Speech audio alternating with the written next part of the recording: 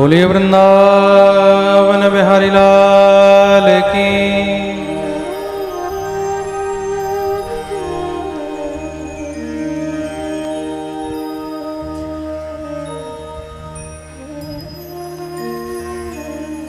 स्वस्ति श्रीमन्महागणाधिपतये नमः।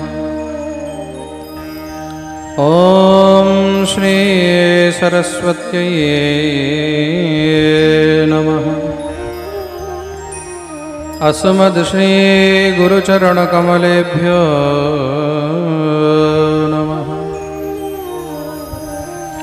वन्दे अहं श्रीगुरो श्रीयुतपदकमलं श्रीगुरोन् वैष्णवांश्च श्रीरूपं साग्रजातं सहगण रघुनाथान्वितं तं सजीवं साद्वैतं सावधूतं परिजनसहितं श्रीकृष्णचैतन्यचन्द्रदेवं श्रीराधाकृष्णपादान् सहगणललिता श्रीविशाखान्वितांश्च। ध्येयं सदा परिभवग्नमभीष्टदोहं तीर्थास्पदं शिवविरिञ्चनुतं शरण्यम्। मृत्यार्तिहं प्रणतपालभवाब्धिपोतं वन्दे महापुरुषते चरणारविन्दम्। नारायणं नमस्कृत्य नरं चैव नरोत्तमं देवीं सरस्वती व्यासं ततो जयमुदीरये। शुकरूपप्रबोधज्ञ सर्वशास्त्रविशारद एतत् कथा प्रकाशेन मदज्ञानं विनाशय। अतुलितबलधामं स्वर्णशैलाभदेहं दनुजवनकृशानं ज्ञानिनामग्रगण्यं सकलगुणनिधानं वानराणामधीशं रघुपतिप्रियभक्तं वातजातं नमामि। गुरुवे गौरचन्द्राय राधिकाय तदालये कृष्णाय कृष्णभक्ताय तद्भक्ताय ते नमः। श्रीकृष्ण चैतन्य प्रभु नित्यानंद श्री अद्वैत गदाधर श्रीवासादि गौर भक्तवृंद। हरे कृष्ण कृष्ण कृष्ण हरे हरे हरे राम राम राम हरे हरे। जय जय श्री राधारमण जय जय नवल किशोर जय गोपी चितचोर प्रभु जय जय माखन चोर। बोलिए भक्तवत्सल भगवान की जय जय श्री राधे निताई गौर हरि।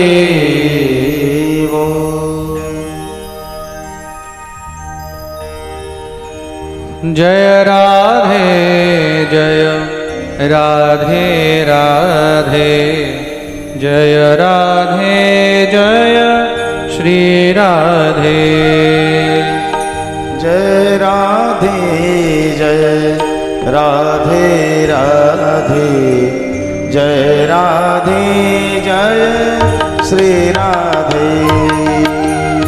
जय राधे जय राधे राधे जय राधे श्री राधे जय राधे जय राधे राधे जय राधे जय श्री राधे जय श्यामा श्यामा श्यामा जय श्यामा जय श्री श्यामा जय श्यामा जय श्यामा श्यामा जय श्यामा जय श्री श्यामा जय राधे जय राधे राधे जय राधे जय राधे राधे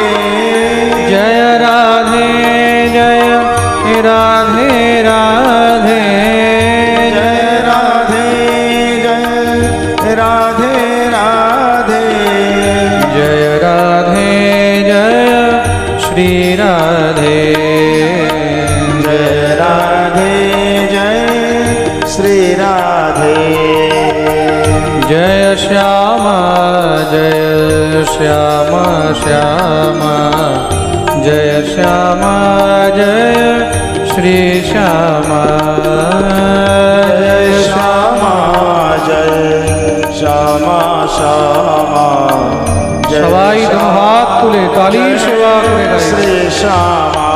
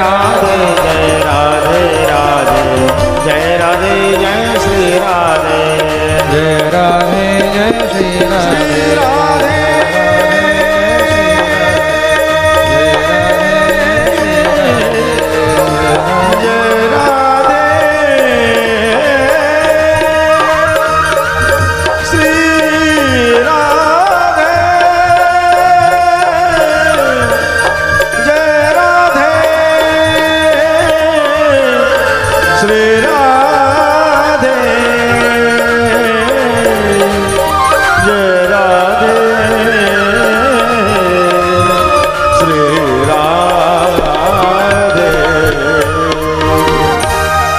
बोलिए भक्तवत्सल भगवान की जय जय जय श्री राधे निताई गौर हरि बोल।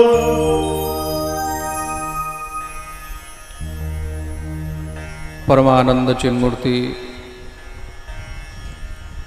अखिल ब्रह्मांड नायक जगत अधिपति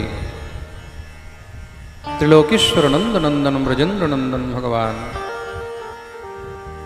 श्री राधा श्याम सुंदरेर असीम कृपा असीम अनुकंपाय आज आम्रा सबाई যদুঘন श्याम एवं अत्र अंचलवासी भक्तवृंदगण भगवान श्रीहरिर दिव्य वाङ्मयी प्रतिमूर्ति श्रीमद् भागवतेर अमृतमयी कथार दिव्य रस आस्वादन करार এই सौभाग्य प्राप्त करियाছে। যদুঘন श्यामवासी भक्तवृंददेर द्वारा आयोजित এই प्रथम বৎসর दिव्य भगवानेर अमृतमयी आनंदमयी कथा श्रीमद् भागवत सप्ताह ज्ञानयज्ञ महोत्सवेर आज तृतीय दिवसेर कथाय आमरा प्रवेश करछि। सर्वप्रथम उपस्थित सकल साधुगुरु वैष्णवदेर एवं समस्त मातृगणेर श्रीचरणे आमी कोटि कोटि प्रणाम जानाई।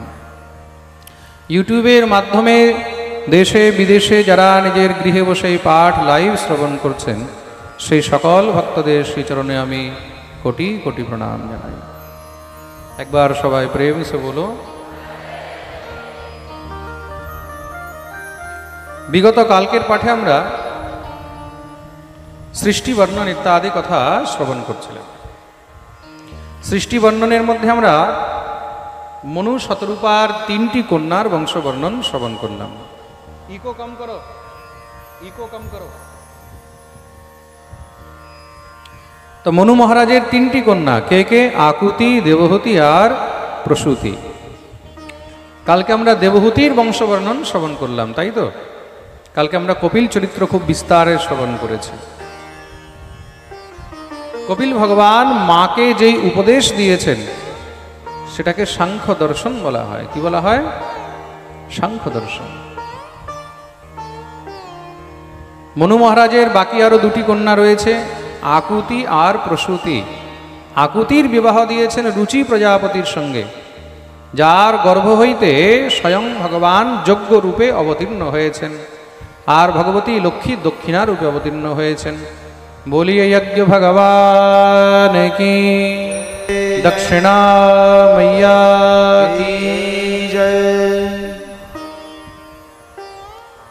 ता যোগ্য পত্নীর নাম হলো দক্ষিণা। তার জন্য যতক্ষণ পর্যন্ত যজ্ঞের পরে দক্ষিণা না দেওয়া হয় ততক্ষণ পর্যন্ত সেই যজ্ঞ পূর্ণ হয় না। প্রেম সে বলো। তৃতীয় কন্যা হলো মনু মহারাজের প্রসূতি। তার 16টি কন্যা হয়েছে। প্রসূতির বিবাহ দক্ষ প্রজাপতির সঙ্গে হয়েছিল। আর এই প্রসূতির 16টি কন্যা, 16টি কন্যার মধ্যে 13টি কন্যার বিবাহ দিলেন ধর্মের সঙ্গে। 14 নম্বরের কন্যা, তার নাম হলো স্বধা। কি নাম? স্বধা। স্বধার বিবাহ দিয়েছেন পিতৃগণের সঙ্গে। তার জন্য যখন কোনো পিতৃকার্য হয় তখন পিতৃকার্যে তর্পণ ইত্যাদি করতে গেলে তখন সেখানে ভগবতীর স্বধার নাম উচ্চারণ করিতে হয়। 15 নম্বরের কন্যা, তার নাম হলো স্বাহা। আর স্বাহার বিবাহ দিয়েছেন অগ্নির সঙ্গে। তার সঙ্গে জোরে বলো, অগ্নির সঙ্গে। তার জন্য যখন আমরা অগ্নিতে আহুতি দিই তখন কি বলা হয়? स्वाहा। स्वाहा ना बोलले अग्नि সেই আহুতিকে স্বীকার করেন না। আর সবথেকে যে ছোট কন্যা নাম হলো ভগবতী সতী। সতীর বিবাহ দেবাদিদেব মহাদেবের সঙ্গে দেওয়া হয়েছে। ভবস্য পত্নী তু সতী ভবম দেব মনুব্রতা আত্মনঃ সদৃশম পুত্রম ন লেভে গুণশীলতঃ। সতীকে ভবের সঙ্গে বিবাহ দিলেন। কার সঙ্গে? ভব। ভব মানে কে? দেবাদিদেব মহাদেব। তা ভবের বউ, ভবের পত্নী, ভবের অর্ধাঙ্গিনী, তার জন্য তাকে কি বলা হয়? ভবানী। কি বলা হয়? ভবানী। রুদ্রের বউ বলে নাম হলো রুদ্রাণী, শঙ্করের বউ বলে নাম হলো শঙ্করী। হ্যাঁ, তো এই প্রকার সতীর সঙ্গে বিবাহ হয়েছে। আর সতীকে বিবাহ দিয়ে দক্ষ প্রজাপতি নিজের জামাতাকে পছন্দ করতেন না, শিবকে নিন্দা করতেন। বিশাল বড় যজ্ঞ আয়োজন করেছিলেন, সেই যজ্ঞের মধ্যে তিনি শিব নিন্দা করলেন। তার জন্য ভগবতী সতী সেখানেই পিতার যজ্ঞের মধ্যেই নিজের দেহ ত্যাগ করে দিলেন। যেই কারণে মহাদেব ক্রুদ্ধ হয়ে বীরভদ্রকে পাঠিয়ে দক্ষের বিধ্বংস করে দিলেন। তৎপশ্চাৎ ভগবতী সতীর দেহকে নিয়ে তিনি তাণ্ডব নৃত্য করেছেন। ভগবান শ্রীহরির সুদর্শন চক্র দ্বারা সতীর দেহের টুকরো টুকরো করেছেন, আর সেই টুকরো যেখানে যেখানে পড়েছে সেগুলোই শক্তিপীঠ হয়ে গেছে। প্রেম সে বলো। তৎপশ্চাৎ মহাদেব দক্ষকে পুনর্জীবিত করলেন। দক্ষ মহাদেবের কাছে ক্ষমা যাচনা করেছেন। ভগবতী সতী পুনরায় আবার জন্মগ্রহণ করলেন। কোথায়? পর্বতরাজ হিমালয়ের ঘরে। তো পর্বতের কন্যা হওয়ার কারণে নাম হলো পার্বতী। কি নাম? পার্বতী। তো এই প্রকার ভগবতী পার্বতীর বিবাহ আবার দেবাদিদেব মহাদেবের সঙ্গেই হয়েছে। পার্বতীর আরেক নাম হলো উমা। কি নাম? উমা। ভগবতী পার্বতী মহাদেবের কাছে ভগবত ভক্তির উপদেশ চেয়েছেন। দেখুন, স্বামী স্ত্রীর মধ্যে সম্বন্ধ আর সম্পর্ক কেমন হওয়া উচিত। স্বামী স্ত্রীর মধ্যে সবসময় শুধু বিষয় নিয়ে, সংসার নিয়েই শুধু আর্গুমেন্ট হওয়া উচিত নয়। ঘরে এই লাগবে, ঘরে ওই লাগবে, এই চাই ওই চাই, এই হলো না ওই হলো না, তোমার এই কথা ভালো না, তোমার ব্যবহার ভালো না, তোমার ভাষা ভালো না, তোমার মায়ের কথা ভালো না, তোমার বাবার কথা ভালো না, তোমার বোনের কথা ভালো না, তোমার এই ভালো না। আর এদিক দিয়ে স্বামী নিজের স্ত্রীকে, তোমার বাবা ভালো না, তোমার মা ভালো না, তোমার শুধু এইগুলোই চলছে ঘরের মধ্যে, তাই তো? হ্যাঁ, তোমার কাপড় পরার ঢং নেই, তোমার খাওয়ার ঢং নেই, তোমার সারাদিন ভর শুধু এইসব নিয়ে। এইসব চর্চা নয় স্বামী স্ত্রীর মধ্যে চর্চা। আরে ভাই, কাপড় পরার ঢং মহাদেবের কোন ভালো আছে বলো? হ্যাঁ, তাও দেখো ভগবতী পার্বতী কত আনন্দ রয়েছেন মহাদেবের সঙ্গে, রয়েছেন তো।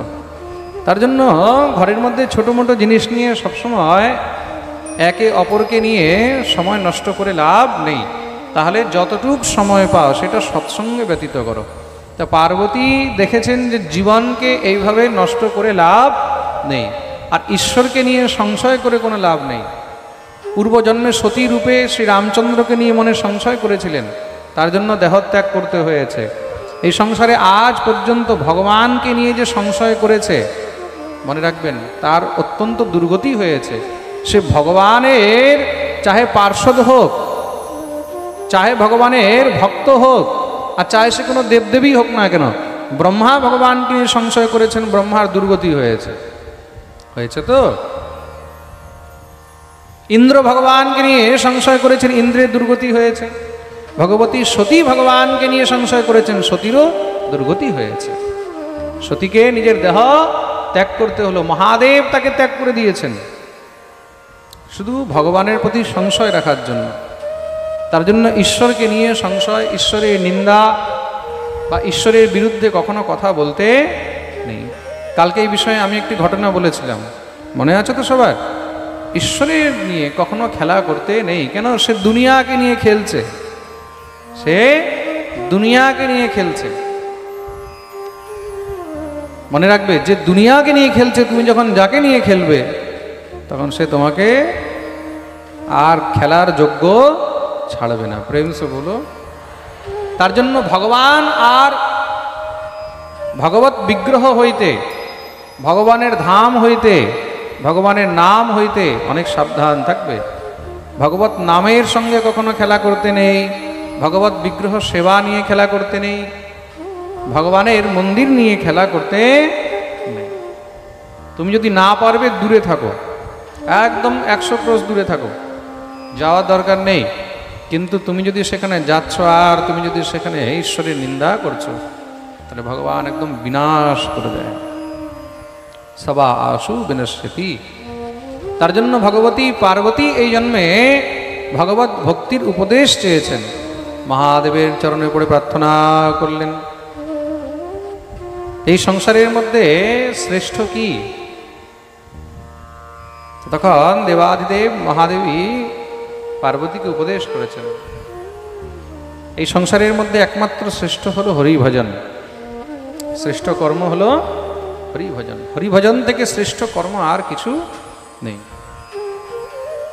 বলে হরিভজন ছাড়া যদি অন্য কিছু আমি না করি, বলে খুব ভালো। অন্য কিছু যদি নাই করতে পারো তাহলে খুবই ভালো। বলে হরিভজন করলে পেটে খাবার পৌঁছাবে? बोले अजगर करे न चाकरी, पंछी करे न काम, दास मलूका कह गए सबके दाता राम। হরিভজন ছাড়া পেটে খাবার পৌঁছাবে কি না? তাহলে দেখে নাও, অজগর কোথাও চাকরি করতে যায় না, যায় কি? অজগর কারোর বাড়ি চাকরি করতে যায়? ফার্স্ট ক্লাস বসে থাকে। বাকি সাপগুলো তো তাও শিকার করতে যায়, অজগর জায়গায় বসে থাকে, আর সেখানেই তার খাবারের ব্যবস্থা আপনি আর হয়ে যায়, হয় কি না? যেখানে বসে আছে সেখানেই খাবারের ব্যবস্থা হয়ে যাচ্ছে। পক্ষী করে না কাম, পাখি কোনো কাজ করে না, কিচ্ছু করে না, কিন্তু তবু ভগবান তার খাবার ব্যবস্থা করে রেখেছে। তো দাস মলুকা কহে গয়ে, শ্রী মুলুক দাসজি মহারাজ বলছেন, সবকে দাতা রাম, সবার দাতা হলো রাম। বাকি আমরা তো সবাই হলাম ভিখারি। সে তো দাতা বসে আছে, তুমি কিছু করো চাহে না করো, তোমার কোটা উপর থেকে ফিক্স আছে। বুঝতে পেরেছো? তুমি কিছু করো চাহে না করো, তোমার খাবারের হিসাব উপর থেকে ফিক্স হয়ে এসেছে। তা তোমাকে খাবারও সেখান থেকে সব পাঠানো হবে। এবার সেটা কিভাবে পাঠানো হবে সেটা একমাত্র সেই জানে। লীলাধরের লীলা একমাত্র লীলাধরই জানে। সামনে কেউ বসবে না, ওদিকে গিয়ে বসো। সামনে কেউ বসবে না, এখান থেকে সব ওদিকে গিয়ে বসো।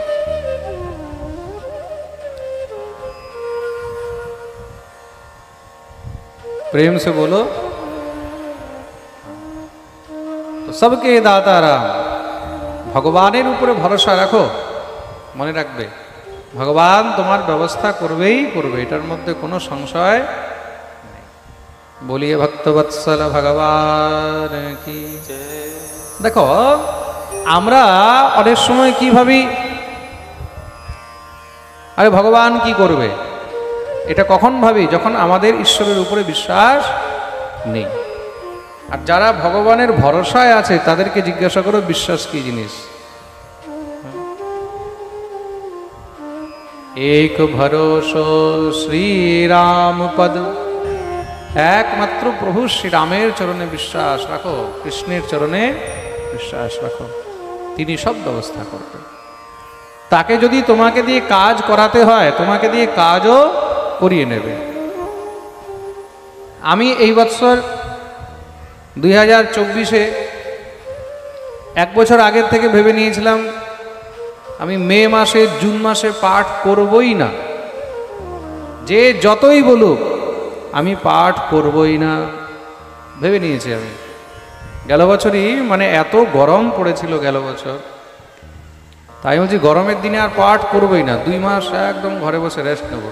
বৃষ্টির সময় তো এমনিতেও রেস্ট নেওয়া হয়, বলছি এবার মে মাস জুন মাসও পাঠ করবো না। ভগবান উপর থেকে বলছে করবি না বেটা, তোকে ঘাড় ধরে করাবো। মে মাসে একদিনও খালি থাকতে পারলাম না। জুন মাস, এই বছর গেল বছর থেকে আরো বেশি গরম পড়েছে, তাও পাঠ করতে হচ্ছে কি না?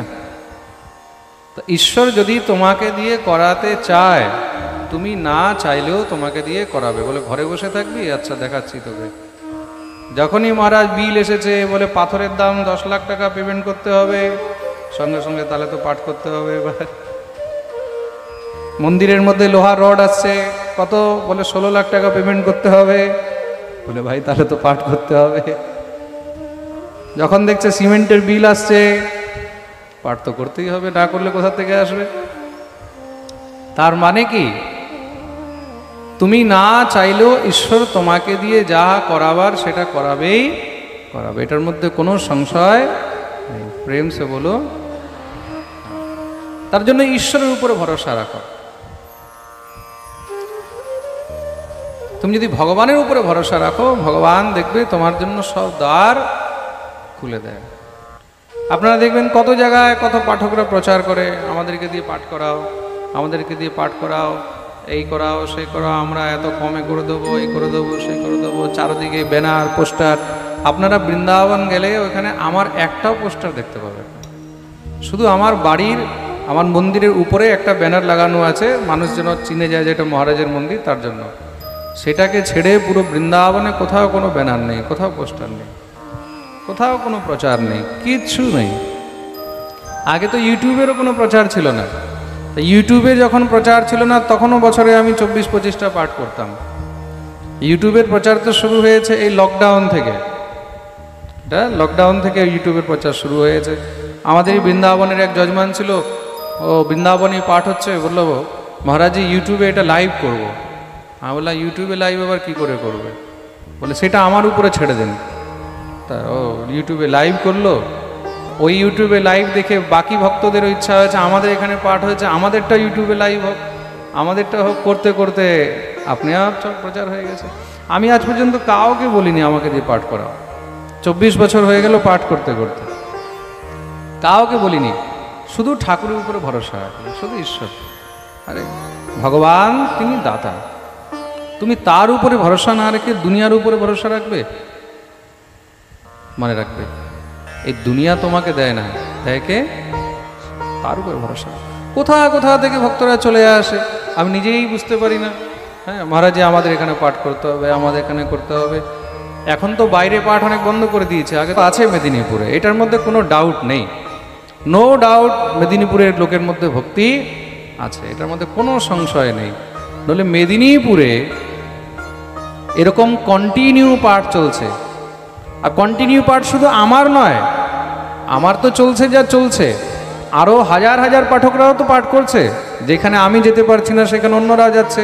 তার মানে কত ভক্ত সংখ্যা এখানে আছে, যে তাদের কতটা নিষ্ঠা আছে ভাগবতের প্রতি, শাস্ত্রের প্রতি, গ্রন্থের প্রতি, ধর্মের প্রতি। আর শুধু পাঠ নয়, পাঠের সঙ্গে কীর্তনও চলছে জায়গায় জায়গায়। কীর্তন চলছে তো, কোথাও অষ্টপ্রহর চলছে, কোথাও নীলা কীর্তন চলছে, কোথাও অমুক আসছে, কোথাও তমুক আসছে। তার মানে সবসময় কন্টিনিউ চলছে। দেখুন, ঈশ্বরের কাজ, ঈশ্বর কোথাও না কোথাও কাউকে না কাউকে দিয়ে করাবেই করাবে, এটার মধ্যে কোনো সংশয় নেই। তার জন্য এই বিষয়টি বলার কারণ কি? কারণ হলো ঈশ্বরের উপরে বিশ্বাস রাখুন, ভগবানের উপরে ভরসা রাখুন। অনেক সময় বলে যে মহারাজি আমাদের জীবনে খুব কষ্ট, খুব দুঃখ। আরে তুমি যদি গোবিন্দের জীবনের কষ্ট দেখো, তুমি যদি সব তো খারাপই খারাপ হয়েছে। ভগবান যখন কর্ণকে বললেন, কর্ণ, যুধিষ্ঠির, ভীম, অর্জুন এরা তোমারই অনুজ ভ্রাতা, তোমারই ছোট ভাই, তুমি হলে কুন্তি পুত্র, তোমাকে এই যুদ্ধের মধ্যে পাণ্ডবদের সঙ্গ দেওয়া উচিত। তখন কর্ণ একটি কথা বলেছে, আমি পাণ্ডবদের সঙ্গে কেন দেব? আমার কপালে শুধু দুঃখই দুঃখ, কষ্টই কষ্ট হয়েছে। আর দুর্যোধন আমাকে সাহারা দিয়েছে, আমি তার পক্ষ হয়ে যুদ্ধ করব, আমার সঙ্গে ভালো কি হয়েছে? ভগবান তখন হাসতে লাগলেন, কর্ণ তুমি বলছো তোমার কপালে দুঃখ? হ্যাঁ, তুমি নিজের দুঃখের রাগ আলাপন করছো, দুঃখের বর্ণন করছো। তাহলে আমার জীবনের সুখ কোথায় ছিল? যার জন্মের আগেই তার মাতা পিতাকে কারাগৃহে বন্দী করে দেওয়া হয়েছে, জন্মের পরে যে নিজের মাতৃ দুগ্ধ পর্যন্ত পান করতে পারেনি, জন্মের রাত্রিতেই তাকে সেখান থেকে বের করে দেওয়া হলো। রাজার গৃহের পুত্র হয়ে সে ব্রজের গোয়ালা হয়ে থেকেছে, যে জীবনে গরু চড়িয়েছে। জন্মের 6 দিন পরেই যাকে মারার জন্য রাক্ষসী এসে গেছে, জন্মের 3 মাসের মধ্যে বড় বড় অসুরগণ তাকে মারতে এসেছে। পুরো বাল্যকাল অসুরদের সঙ্গে যুদ্ধ করে পেরিয়ে গেল। আর যার আত্মারূপী শ্রী রাধারানী, যার সর্বস্ব, তাকে পরিত্যাগ করে দিয়ে তাকে সে ব্রজ ছেড়ে বেরিয়ে আসতে হয়েছে। মথুরা এসেও যে শান্তিতে থাকতে পারেনি, 17 বার তাকে যুদ্ধ করতে হয়েছে জরাসন্ধের সঙ্গে। তারপরে সেখান থেকে পলায়ন করে দ্বারকায় আসতে হয়েছে। যার সামনে তার ভাগনা মারা গেল, যার সামনে তার কত কত বড় আপনজন শেষ হলো। তুমি বলছো দুঃখ, তুমি বলছো কষ্ট। এবার বলো, কর্ণ চুপ হয়ে গেছে। ভগবানের থেকে বড় কষ্ট আমাদের জীবনে আছে? মনে রাখবে, জীবনে ভগবান কষ্ট তাকেই দেয় যাকে ভগবান সহ্য করার শক্তি দিয়েছে। ভগবান জানে যে একে দিয়ে আমার কিছু কাজ করাতে হবে। আর মনে রাখবে, যাকে দিয়ে কিছু করাবে তারই জীবনে কষ্ট আসবে, আর যাকে দিয়ে কিছু করাবে না তার জীবনে কষ্ট আসবে না। প্রেম সে বলো। তা ভগবান যদি কাউকে চয়ন করেছে, সিলেক্ট করেছে যে তাকে দিয়ে কিছু করাবে, তার মানে তার জীবনে কিছু না কিছু কষ্ট আসবেই আসবে। প্রেম সে বলো। আরে বলো না, আরো জোরে, আরো জোরে, আরো জোরে, সবাই দোনো হাত উপরে করে জয় জয় শ্রী রাধে। এই প্রকার 3টি কন্যার বংশবর্ণন শ্রবণ করালেন। 2টি পুত্র হলেন প্রিয়ব্রত আর উত্তানপাদ। প্রিয়ব্রত সাধনা করতে বনগমন করেছেন। ছোট পুত্র উত্তানপাদ রাজা হলেন।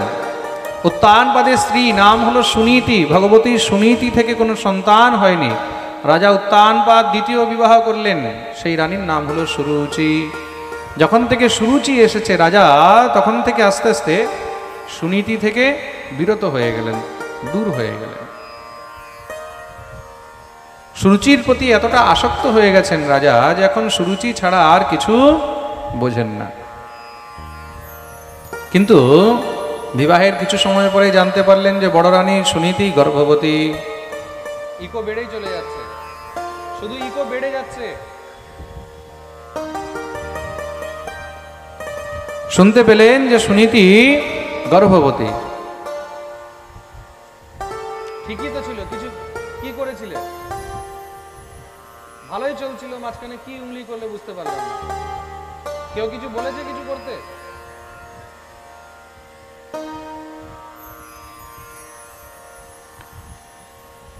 बोलिए भक्त वत्सल भगवान की।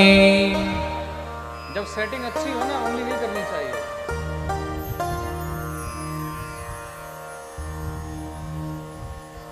কিছু সময় পরে জানতে পারলেন যে সুনীতির গর্ভে সন্তান রয়েছে। এই যে এখন বিগড়ে গেল না, এটা এখন ডিস্টার্ব করতে থাকবে পুরোটাই। এই যে মনিটরের সেটিংটা বিগড়ে গেছে পুরো।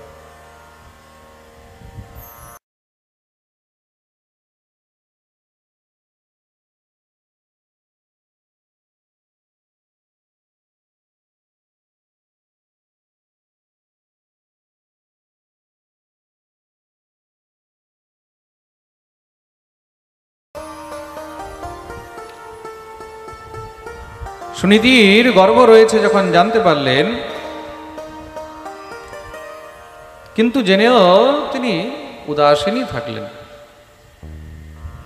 কিছু সময় পরে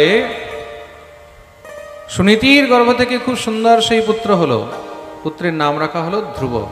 বলিয়ে ধ্রুবজি মহারাজ কি জয়।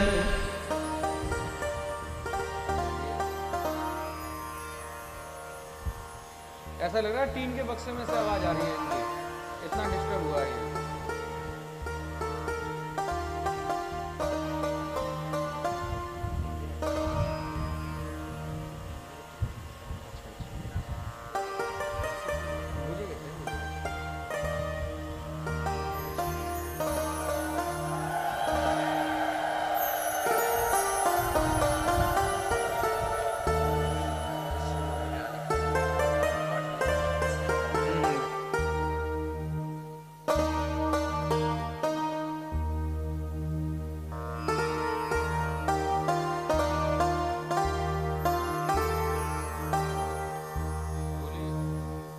बोलिए वृंदावन बिहारी लाल की।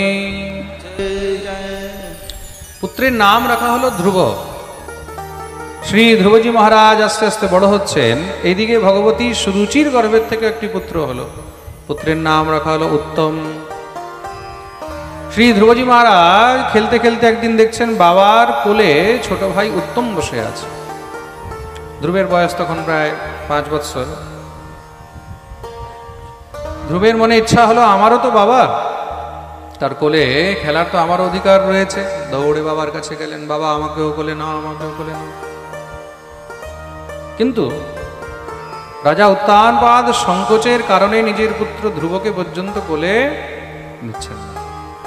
কিন্তু কতক্ষণ বারবার অনুনয় বিনয় করতে করতে শেষ পর্যন্ত কোলে তুলিয়ে বসেছেন। সুরুচি দূর থেকে এই দৃশ্য দেখছিল, আজকে যদি কোলে বসিয়েছে তার মানে কাল রাজগদ্দিতেও বসিয়ে দেবে। কেন, বড় ছেলে তো, আর বড় ছেলের প্রথম অধিকার, আমি কিছু করতেও পারবো না।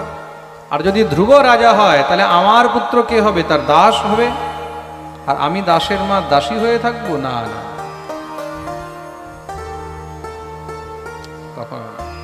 সেই দিন আসবেই কেন। সঙ্গে সঙ্গে মহারাজ দৌড়ে গিয়ে রাজার কোলের থেকে পুত্রকে টেনে নিচে নামিয়ে দিলেন। ধ্রুব তো জোরে জোরে কাঁদছে, মা আমার কি দোষ, কি দোষ, তোর এত বড় দুঃসাহস, তুই মহারাজের কোলে উঠে বসেছিস, কিন্তু তিনি তো আমারও পিতা, তার কোলে বসার তো অধিকার আমারও রয়েছে। সেই অধিকার তখনই হবে যখন আমার গর্ভ থেকে জন্মগ্রহণ করবি। আমার গর্ভজাত সন্তান ছাড়া অন্য কার অধিকার নেই যে মহারাজের কোলে বসবে। কিন্তু সেটা কি করে সম্ভব মা? বলে তার জন্য তপস্যা করো, তপস্যা করে আমার গর্ভ হইতে জন্মগ্রহণ করো। তপসারাধ্য পুরুষম তস্যৈবানুগ্রহেণ মে গর্ভে ত্বং সাধয়াত্মানম यदीच्छसि नृपासनम। শ্রী ধ্রুবজি মহারাজ কাঁদতে কাঁদতে মায়ের কাছে গিয়ে উপস্থিত হয়েছেন। মাকে সমস্ত সব বৃত্তান্ত বললেন। মা বলেছে, ঠিকই তো বলেছে তোর বিমাতা, এই হলো ভারতের মা। দেখুন, পুত্রকে যদি তৈরি করতে হয় তখন মাকে ঠিক আচরণ করতে হবে। মা যদি এখানে বলতো, আচ্ছা আমার সতীন এরকম বললো, তোর বিমাতা এই বললো, আমি এখনই দেখাচ্ছি ওকে, আমি তো মুখটা ভেঙে দেবো, তাহলে ছেলে কি হতো? হ্যাঁ আচ্ছা, তাহলে মা আজকে ওর মুখ ভেঙেছে, কালকে আমিও ভাইয়ের মুখ ভাঙবো, তাই তো। কিন্তু এখানে মা কি বলেছে? বলে ঠিকই তো বলেছে। জীবনে যদি উপলব্ধি পেতে চাও, জীবনে যদি সুখ পেতে চাও, আনন্দ পেতে চাও, শুধু পিতার কোল নয়, পিতার কোলের থেকে উপরে সংসারে আরো অনেক অভীষ্ট বস্তু আছে। তার জন্য তোমাকে সাধনা করতে হবে, তপস্যা করতে হবে, পরিশ্রম করতে হবে। তাহলে মা সাধনা কি করে হয়, তপস্যা কি করে হয়? বলে সে তো আমিও জানি না, কিন্তু হ্যাঁ এতটুকু জানি। তমেব বৎসাশ্রয় ভৃত্য বৎসলম মুমুক্ষুভির মৃগ্য পদাব্জ পদ্ধতিম অনন্য ভাবে নিজ ধর্ম ভাবেতে মনুষ্যবস্থাপ্য ভজস্ব পুরুষম। তার জন্য বনে গিয়ে একদম অনন্য ভাব নিয়ে পরম পুরুষের ভজন করতে হয়। তাহলে সেই ভজন কি করে করতে হয়? সেটা বনের মধ্যেই যে সাধু ঋষি মুনিরা থাকেন তারাই উপদেশ করতে পারেন, সেই বিষয়ে আমার জানা নেই। সঙ্গে সঙ্গে মাকে প্রণাম করে বেরিয়ে গেলেন। বনে বনে খুঁজে বেড়াচ্ছেন, কোথাও যেন কোনো সাধুকে পাই, কোনো ঋষি মুনিকে পাই। হঠাৎ করে সামনে থেকে দেখলেন বীণা বাজাতে বাজাতে এক ঋষি আসছেন। কে? দেবর্ষি। দৌড়ে গিয়ে একদম সাষ্টাঙ্গ প্রণিপাত করলেন।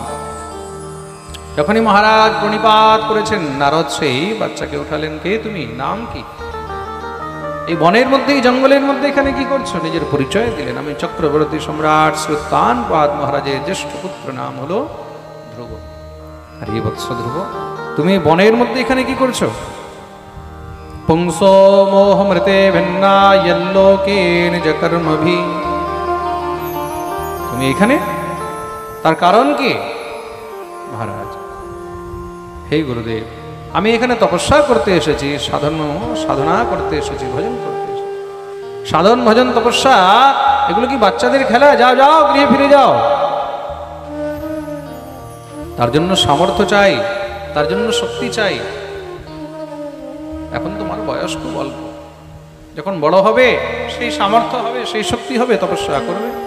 শ্রী ধ্রুবজি মহারাজ বললেন, গুরুদেব কবে বড় হব, কবে সাধনা করব, এই জীবনের কি কোনো ভরসা আছে? কোনো ভরসা নেই। আর আমি পরের জন্য কিছু রাখতে চাই না, যা করব এখনই করব। নারদ বললেন, দেখো দেখো বনের মধ্যে অনেক হিংসক পশু ইত্যাদি থাকে, তোমার উপরে তারা আক্রমণ করে দেবে, চলো আমি তোমাকে ঘরে দিয়ে আসি। ধ্রুব বললেন না। বারবার নারদ বোঝাবার চেষ্টা করছেন, কিন্তু ধ্রুব একদম অটল হয়ে রয়েছে। এটা হলো অটল ভক্তি, কোনো টলমল নেই।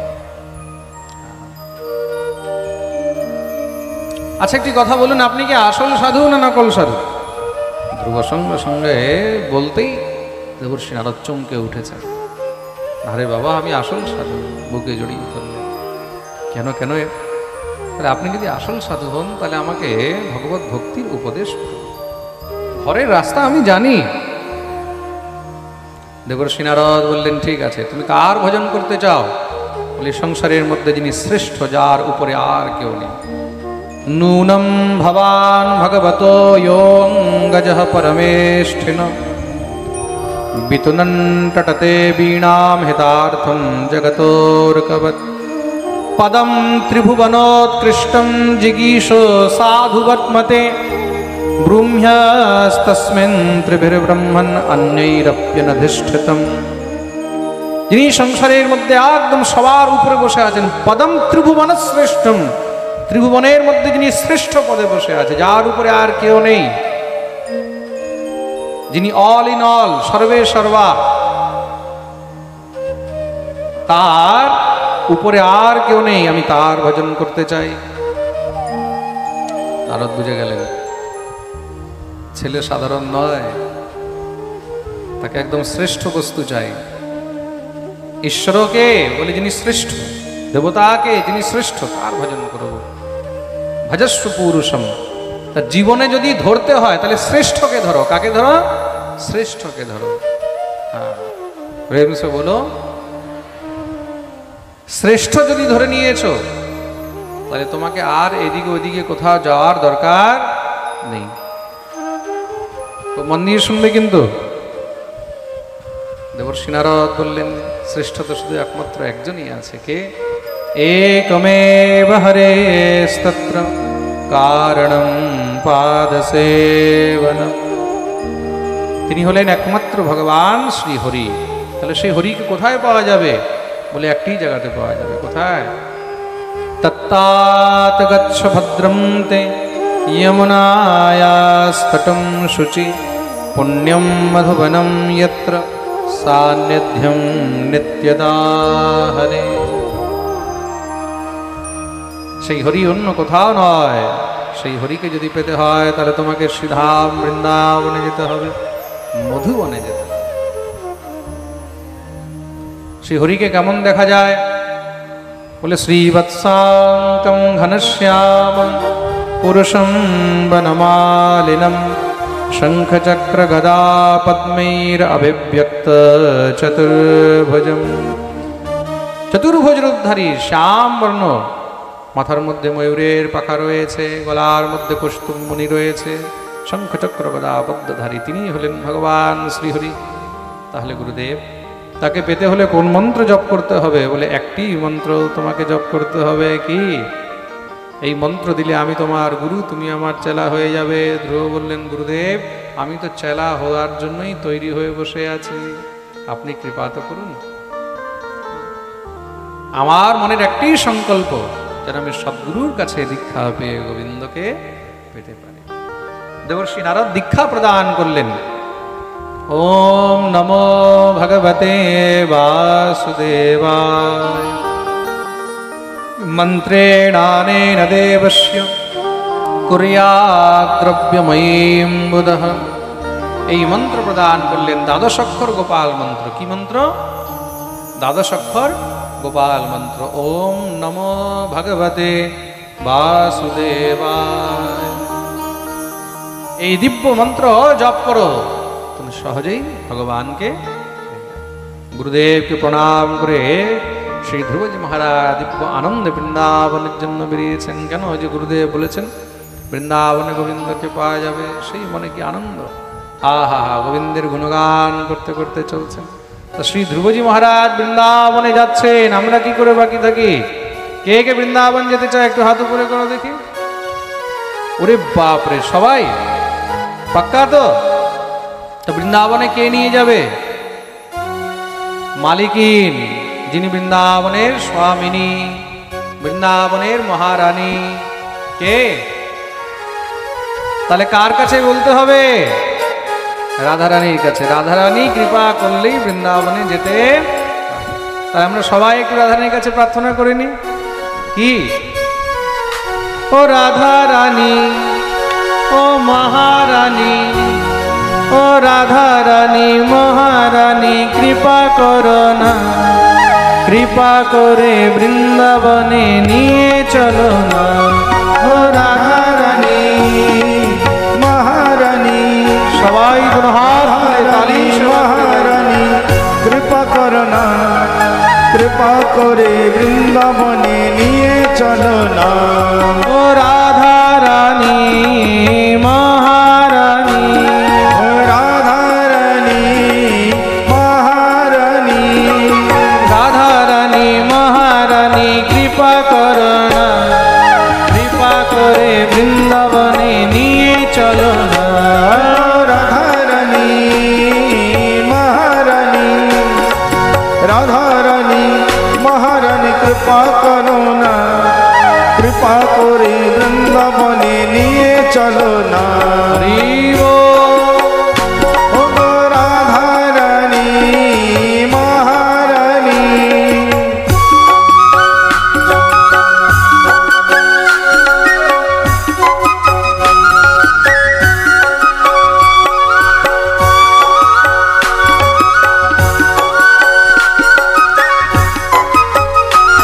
আচ্ছা, এইভাবে বসে বসে বৃন্দাবন যেতে পারবে? বলিয়ে রাধা রানী কি।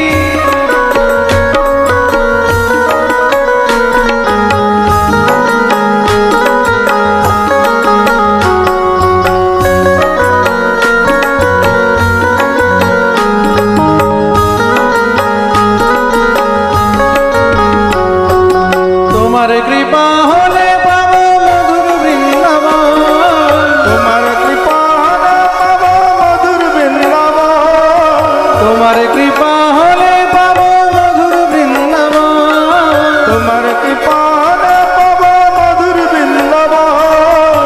নয়নে হেরিব আমি গিরি গোবর্ধন, নয়নে হেরিব আমি গিরি গোবর্ধন, নয়নে হেরিব আমি গিরি গোবর্ধন।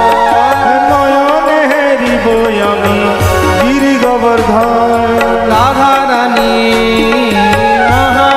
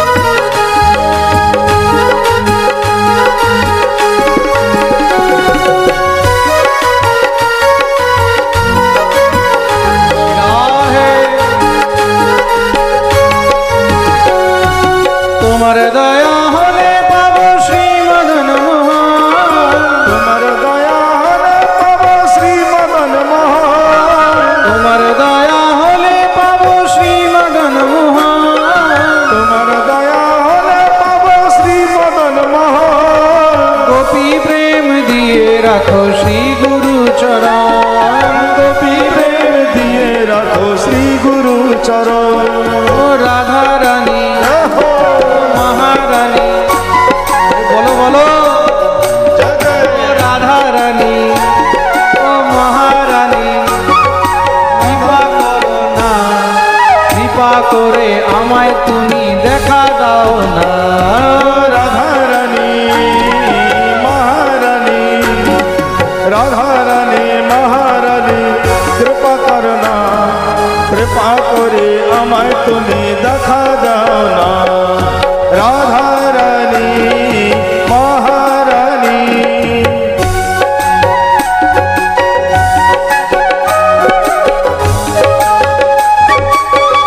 রাধে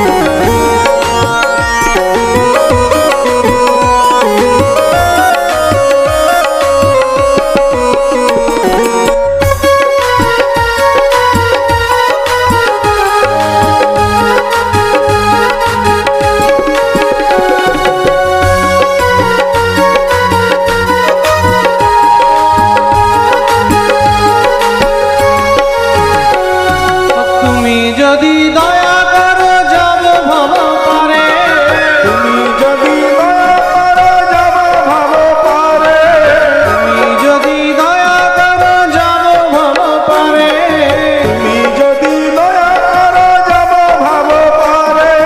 তোমা বিনা কৃষ্ণ ভক্তি কে বা দিতে পারে। তোমা বিনা কৃষ্ণ ভক্তি কে বা দিতে পারে। ও রাধা রানী জয় হো, ও মহারানী, জয় জয়। ও রাধা রানী মহারানী, কৃপা করো না, কৃপা করে ভব সিন্ধু পার করো না। রাধা রানী মহারানী, রাধা রানী মহারানী, কৃপা করনা, কৃপা করে ভব সিন্ধু পার করনা। ও রাধা রানী মহারানী, ও রাধা রানী মহারানী, ও রাধা রানী মহারানী, কৃপা করো না, কৃপা করে আমায় তুমি নিয়ে চলো না। রাধা রানী সবাই মিলে মহারানী, গাইবে। কৃপা করনা, কৃপা করে আমায় তুমি নিয়ে চলো না। ও রাধা রানী মহারানী, ও রাধা রানী মহারানী, রাধা রানী মহারানী, কৃপা করো না, কৃপা করে চরণ তলে রেখে নিও না। রাধা রানী মহারানী, কৃপা করনা, কৃপা করে চরণ তলে রেখে দিও না। ও রাধা রানী মহারানী, কৃপা করো না, কৃপা করে বৃন্দাবনে নিয়ে চলো না। রাধা রানী মহারানী, কৃপা করনা, কৃপা করে বৃন্দাবনে নিয়ে চলো না। ও রাধা রানী মহারানী, কৃপা করো না, কৃপা করে বৃন্দাবনে নিয়ে চলো না। ও রাধা রানী মহারানী, কৃপা করনা, কৃপা করে বৃন্দাবনে নিয়ে চলো না। কৃপা করে বৃন্দাবনে নিয়ে চলো না। কৃপা করে বৃন্দাবনে নিয়ে চলো না। ও রাধে রাধে রাধে রাধে, রাধে রাধে, জয় রাধে রাধে, রাধে রাধে, রাধে রাধে, রাধে রাধে, জয় রাধে রাধে, রাধে রাধে, রাধে রাধে, হে রাধে রাধে, হে রাধে রাধে, হে রাধে রাধে, হে রাধে রাধে, হে রাধে রাধে, হে রাধে রাধে, হে রাধে রাধে, হে রাধে রাধে, হে রাধে রাধে, হে রাধে রাধে, রাধে রাধে, রাধে রাধে, রাধে রাধে, রাধে রাধে, রাধে রাধে, জয় জয় শ্রী রাধে, জয় জয় শ্রী রাধে, জয় জয় শ্রী রাধে।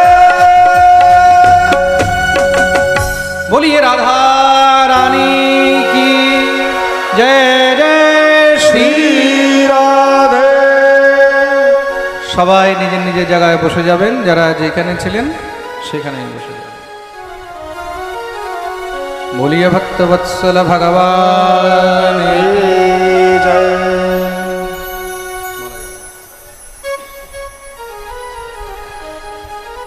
যে যেখানে জায়গা পাচ্ছেন সেখানে বসে যান। আমি তো কাউকে বলতেও পারবো না যে এগিয়ে আসুন, সব একদম চেপে চেপে বসে আছে। আর এই গরমের মধ্যে এর থেকে বেশি গায়ের উপরে উঠে তো বসা সম্ভব নয়। প্রেম সে বলো। এই যে সোফাগুলো আছে এগুলোকে আরেকটু পিছনের দিকে সরিয়ে দিলে সামনে আরো লোক বসতে পারতো। এই যেদিকে সোফাগুলো আছে, মারা যে বসে আছেন বৃদ্ধ মারা, একটু ওদেরকে দাঁড় করিয়ে সোফাগুলোকে আরো পিছনের দিকে সরিয়ে দাও। হ্যাঁ, তাহলে এদিকে আরো অনেক লোক বসতে পারবে।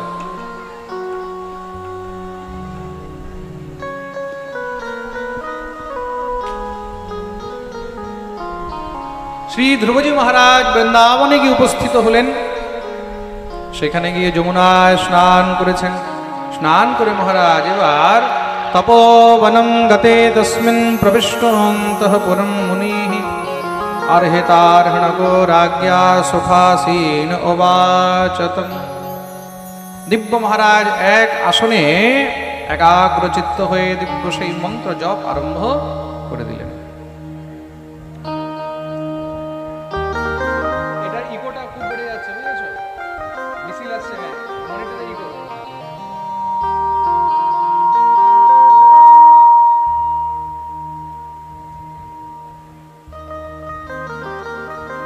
ঘোর তপস্যা করলেন।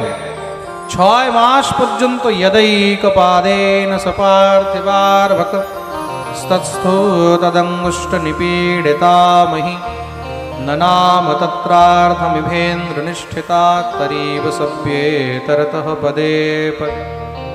समस्त पृथ्वी থেকে নিয়ে স্বর্গ, লোকপাল ইত্যাদি সব মহারাজ ভয়ে থরথর কাঁপতে লেগে গেছেন তপস্যার বলে। দেখুন তপের বল কিরকম। ট্রেভেলটা আরেকটু কম করে দাও, আবার বেশি লাগবে। ট্রেভেল কম করে, মনিটরে ট্রেভেল, অনলি মনিটরে। সমস্ত দেবতাগণ ভগবান শ্রীহরির কাছে গিয়ে উপস্থিত হয়েছেন। হে প্রভু, রক্ষা করো, রক্ষা করো। নৈবং বেদাম ভগবন প্রাণরোধম চরাচরস্যাখিল সত্ত্বধাম্নঃ বিধেহি তন্নো বৃজনাদ বিমোক্ষম প্রাপ্তা বয়ম ত্বাম শরণং শরণ্যম। আপনার এক ছোট্ট ভক্ত 6 মাসের ঘোর তপস্যায় সমস্ত জগৎকে নাড়িয়ে দিয়েছে। কৃপা করে আপনি দর্শন দেন, অন্যথা সব নষ্ট হয়ে যাবে। ভগবান বললেন, আমিও তো দেখি আমার এমন কোন ভক্ত আছে, আমি তাকে দর্শন দিতে নয়, আমি স্বয়ং তার দর্শন করতে যাব। ভগবান এসে উপস্থিত হলেন ধ্রুবের সম্মুখে। বলিয়ে ধ্রুব নারায়ণ ভগবান কি। বৎস ধ্রুব, বৎস ধ্রুব। কিন্তু শ্রী ধ্রুবজি মহারাজ ধ্যানে এমন মগ্ন হয়ে রয়েছেন, সামনে স্বয়ং ভগবান এসে দাঁড়িয়ে আছে, বুঝতে পারলেন কেন? তিনি ধ্যানের মধ্যে অন্তর হৃদয়ে শুধু সেই গোবিন্দের স্বরূপকে চিন্তন করছেন। মনে হচ্ছে তিনি ভিতরেই বসে আছে। ভগবান কি করলেন? তার চিন্তন শক্তি থেকে